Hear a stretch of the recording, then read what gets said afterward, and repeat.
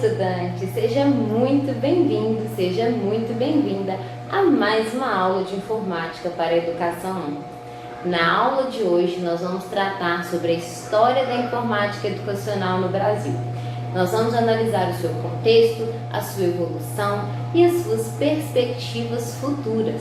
Então, é com grande prazer que eu dou início a mais uma aula dedicada à história da informática educacional no Brasil.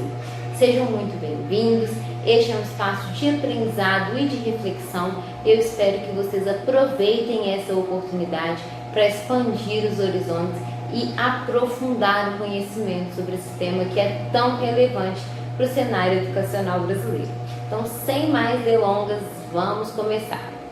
Bom, a introdução da informática na educação brasileira, ela foi um marco muito significativo na busca pela melhoria da qualidade do ensino e aprendizado no país.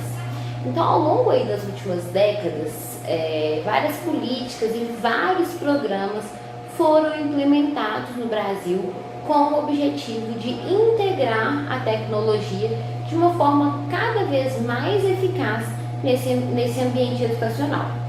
Então, o nosso objetivo aqui é explorar como que a história da informática na educação do Brasil, desde os seus primórdios até os dias atuais, ela tem promovido avanços e tem alcançado aí a superação dos desafios que são enfrentados dias após dia aí dentro das suas perspectivas, né, do presente e também do futuro.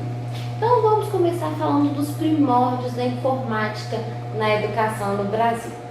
Meus queridos, o surgimento da informática educacional no Brasil, ele remonta aí ao final da década de 1970, quando o país começou a reconhecer a importância da tecnologia na educação, tá? Num contexto aí principalmente de Guerra Fria, de outros eventos que estavam acontecendo fora do país e que refletiram diretamente dentro do nosso país. Inicialmente, esses esforços eles se concentraram bastante na introdução dos computadores ali em algumas universidades, em alguns laboratórios, posteriormente nas escolas, com o objetivo de proporcionar ali aos estudantes essas novas tecnologias emergentes. Então, nós tivemos aí alguns projetos pilotos que foram lançados em algumas instituições de ensino, que foram marcando aí o início de uma jornada rumo a uma integração da informática no currículo escolar, tá? E com isso, nós vamos tendo aí a implementação de diversas políticas educacionais com vários marcos legislativos, tá? Então, olha só, o avanço da informática educacional no Brasil, querendo ou não, ele foi impulsionado pela criação de políticas e de programas governamentais voltados para a promoção da tecnologia na educação.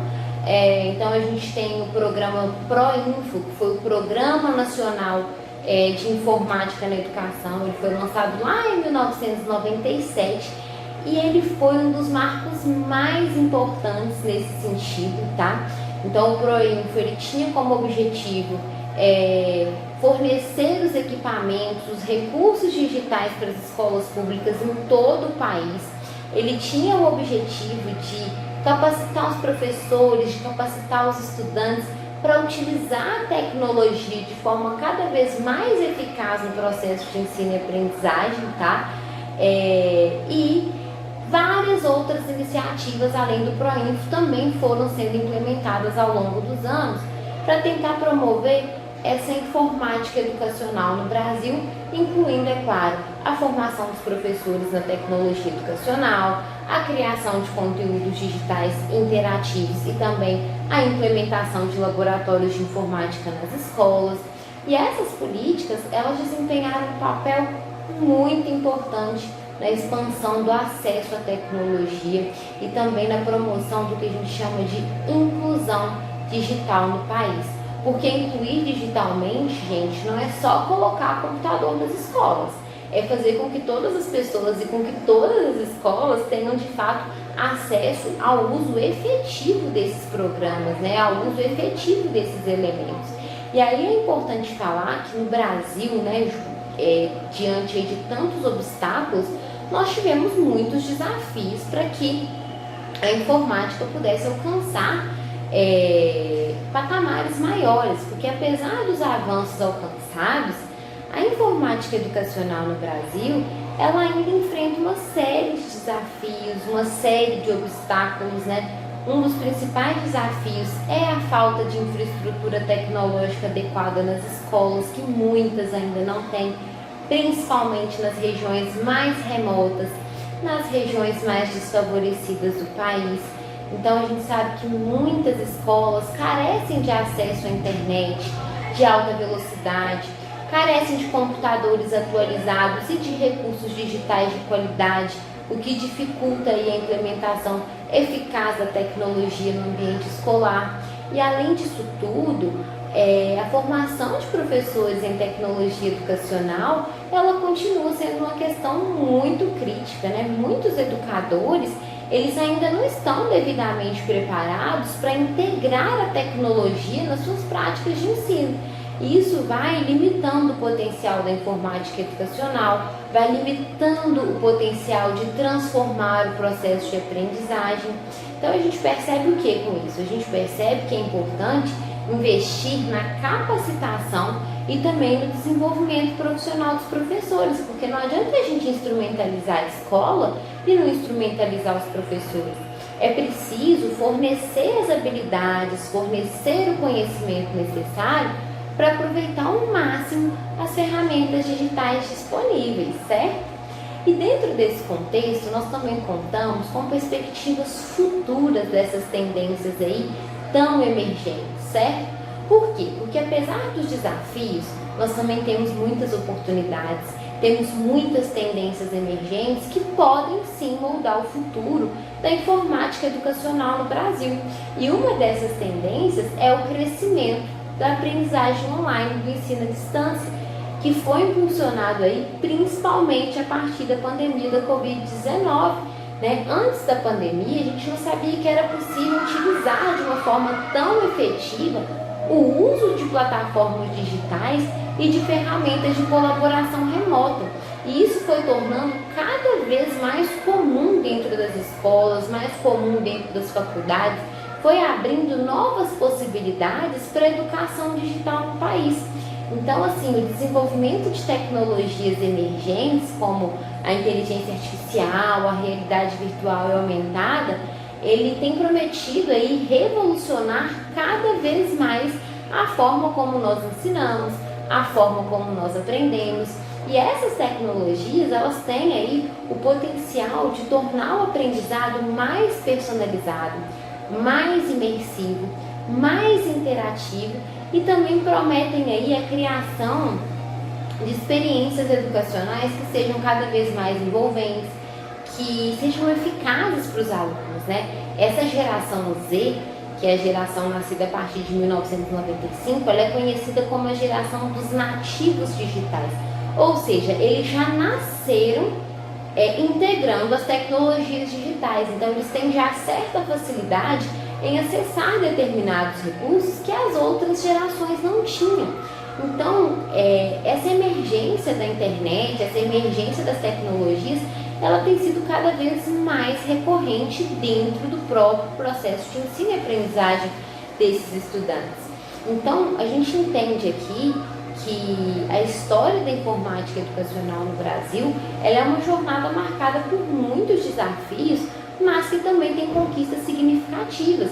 Por quê? Porque ao longo dos anos, né, o país ele foi fazendo progressos significativos nessa integração da tecnologia, na integração da educação, na expansão do acesso à informação, e ele também conseguiu promover a inclusão digital. Mas, lembrando aí dos desafios, que ainda tem muito a ser feito para superar os obstáculos restantes e para aproveitar ao máximo o potencial da informática educacional para transformar essa educação no Brasil, certo? Então, quando a gente fala assim de mudança de direcionamento nas políticas públicas da informática educacional, a gente está falando da história da informática educacional no Brasil, que revela as mudanças nas políticas públicas, especialmente aí durante o período do governo Lula, lá no seu segundo mandato, Porque nesse contexto a gente teve um notável reconhecimento aí da importância das parcerias com a comunidade acadêmica. A gente teve um aumento no apoio das ações e projetos que envolviam os professores, os pesquisadores na universidade. E anteriormente a esse período, as políticas públicas, muitas vezes, elas privilegiavam a implementação de tecnologia sem um envolvimento efetivo na comunidade acadêmica. Mas já nesse segundo mandato do governo Lula, a gente percebe uma mudança de paradigma que valorizava o papel crucial dos pesquisadores e dos professores universitários justamente dentro dessa implementação das estratégias educacionais que integrassem de maneira cada vez mais significativa e mais tecnológica. Essas informações aí a gente encontra numa publicação do ELIA de 2021, tá? Então, um exemplo concreto dessa mudança é o programa PROUCA. E um exemplo concreto que a gente tem das mudanças nesse cenário legislativo educacional no segundo mandato do governo Lula é o programa de um computador por aluno, que é o PROUCA.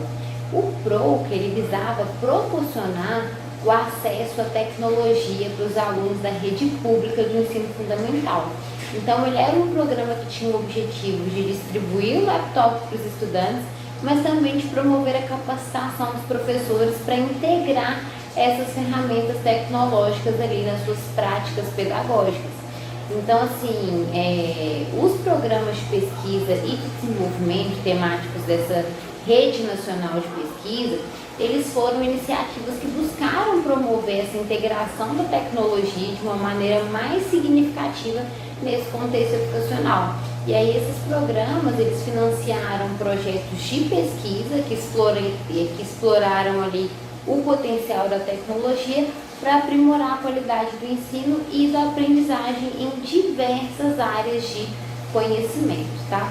Então, essa mudança de direcionamento nas políticas públicas na informática educacional, ela representou um reconhecimento da importância e da colaboração entre o governo e a comunidade acadêmica, junto com outros setores da sociedade, promovendo aí uma educação mais inclusiva, mais tecnológica e avançada, que é o que precisa continuar acontecendo, inclusive nos dias atuais. Então, pessoal, o conteúdo da aula de hoje foi esse. Eu espero que vocês tenham gostado. Não deixem de acessar o conteúdo na plataforma Moodle. Um grande abraço e até a próxima.